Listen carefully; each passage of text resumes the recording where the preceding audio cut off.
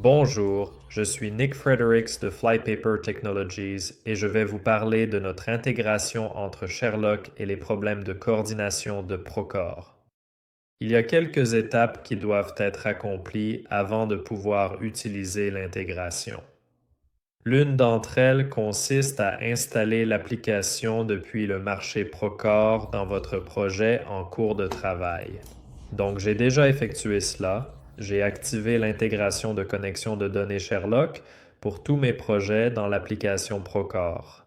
Ensuite, une autre étape importante consiste à ouvrir un modèle en utilisant l'outil Procore pour continuer le processus de travail. Donc, si je vais dans l'onglet Procore et que je clique sur Ouvrir ici, je peux y aller et trouver mon NWF qui est déjà enregistré dans les documents Procore. Je vais ouvrir ce fichier maintenant.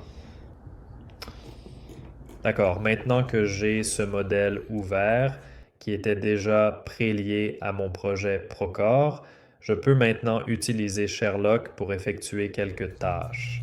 La première chose est d'effectuer une distillation normale sur les tests de collision dans ce modèle. Il y a un test de collision dans ce modèle et je vais exécuter la distillation pour créer les groupes. Donc, il n'y a que 17 conflits dans ce test et maintenant il y a un total de 8 groupes en tout. Donc, maintenant, continuez vos efforts de coordination normaux.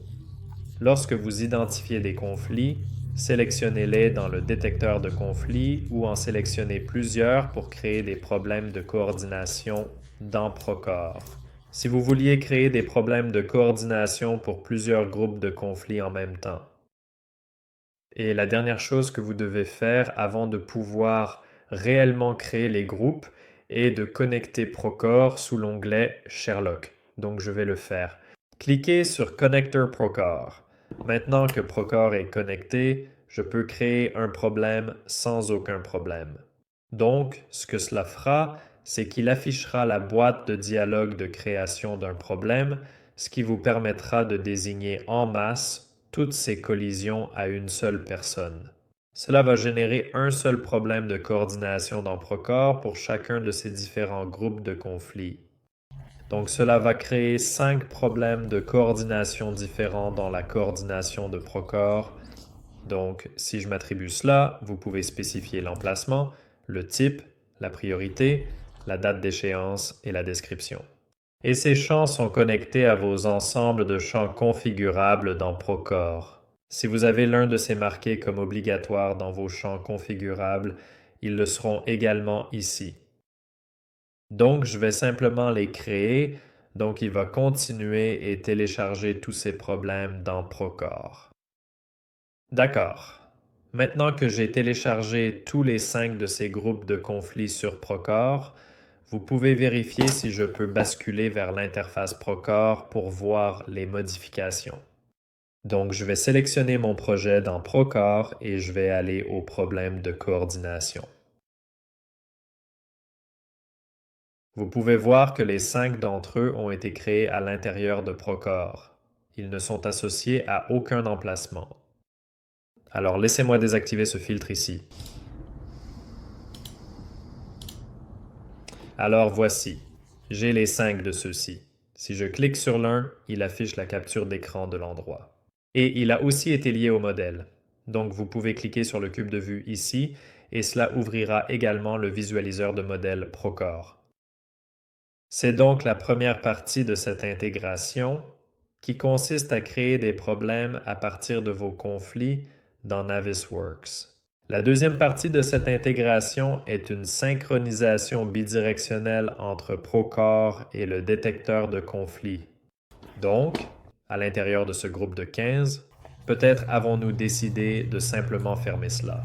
Donc, je vais en fait fermer ce problème à l'intérieur de Procore ici, puis dire peut-être groupe 13, peut-être avons-nous décidé de nommer cette chose, je l'appellerai simplement réparer cela pour l'instant. Et puis, comme autre exemple, laissez-moi passer au groupe 11. Et peut-être que l'assigné était vraiment mauvais. Ce n'est en fait pas moi et cela devrait être quelqu'un d'autre. Donc, je vais choisir un autre assigné ici. Donc, c'est pour le groupe 11. Donc maintenant, si je retourne à Navisworks ici et que je peux cliquer sur ce bouton de synchronisation des problèmes dans le panneau Procore sous l'onglet Sherlock de Flypaper. Et ce que cela fera, c'est que vous pouvez voir que ces trois modifications que j'ai apportées dans Procore sont maintenant des options pour moi afin de synchroniser ces modifications dans le détecteur de conflit Navisworks. Il y a 3 ici et ça me dit quelle est la modification en attente. Pour le groupe 11, le changement en attente est que dans Navisworks, il va attribuer ce conflit à Dave. La raison est que le bénéficiaire a été modifié dans Procore, donc même avec les changements de nom, ainsi les changements de nom entre Navisworks et Procore seront également synchronisés. Donc, le groupe 13 va être modifié pour résoudre cela, et c'est parce que le nom du problème a été modifié dans Procore. Et parce que nous avons clos ce problème dans Procore, il va approuver ce groupe de conflits dans le détecteur de conflits Navisworks. Ainsi, vous pouvez choisir quelle opération de synchronisation vous souhaitez appliquer réellement. Vous pouvez ignorer n'importe quelle sélection. Si vous ne voulez pas que le changement se produise, cochez la case et cliquez sur « Ignorer ». Avant de faire cette modification, je vais effectivement y aller également. De plus, je vais rejoindre un groupe de Clash ici et je vais également changer le nom ici. Donc, il s'agit du groupe numéro 9. Mon but est de réparer le numéro 2, alors je vais m'en occuper. Ensuite, je procéderai au changement de statut pour résoudre le problème de manière complète et efficiente. Peut-être avons-nous décidé d'approuver le conflit dans la tour de Navis. Si je reviens à mes problèmes de synchronisation, il y a des options supplémentaires maintenant. Et pour ces 2 changements que j'ai faits, il y a 2 autres lignes.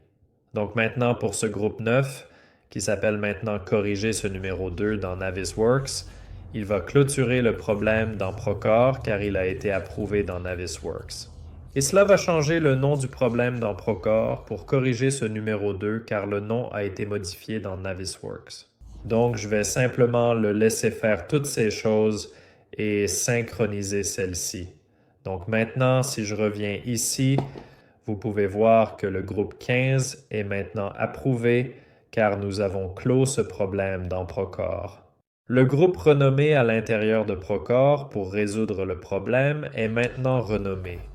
Le groupe 11 est maintenant attribué à Dave dans le détecteur de conflit. Cette intégration surveille les modifications dans Procore et votre détecteur de conflit Navasource. Vous pouvez choisir les opérations à synchroniser entre Procore et Navasource pour résoudre les problèmes de coordination et détecter les conflits. Je crois que cela nous conduit à travers cette intégration. Merci de prendre le temps de regarder. Ceci est voici une phase de vidéo exactement.